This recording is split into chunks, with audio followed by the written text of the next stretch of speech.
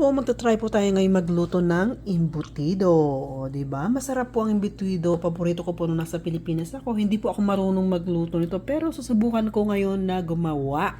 At tignan nga natin kung ito ay masarap. Ito po ang aking mga sangkap na kailangan. Siyempre, meron tayong karne dito na giniling, may itlog, meron tayong breadcrumbs, meron tayong sweet release, meron tayong raisins. Kailangan din po natin ng tomato sauce. Meron tayong maliliit na hiwang carrots, bell peppers nga po at sibuyas. Meron po tayong hotdog at kailangan po natin ng cheese.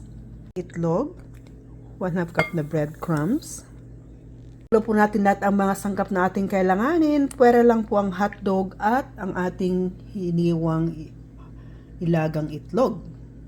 Carrots, pepper, mga bell pepper at sibuyas. Halo na rin po natin ang raisin. Lagay na rin po natin ating sweet pickle release. Lagyan na rin po natin ng maraming cheese. Ayan. Masarap daw kasi pag maraming cheese, kaya hindi natin titipirin sa cheese. Dadamihan natin ng cheese. Ating lalagay ang tomato sauce. Kalahati lang yan ng bote. O, konti pa. Yan. Konting asin. Paminta.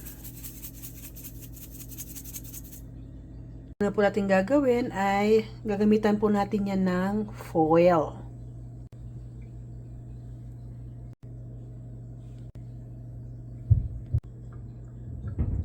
Ayan po ang kinalabasan ng aking mga binalot na gagawing embutido. Ayan po. At umpisahan na nga po natin steam. Tignan po natin maya-maya kung masarap nga ang ating ginawang embutido. First time po pong gumawa ng embutido. I-steam po natin yan ng 1 oras. So ready cook.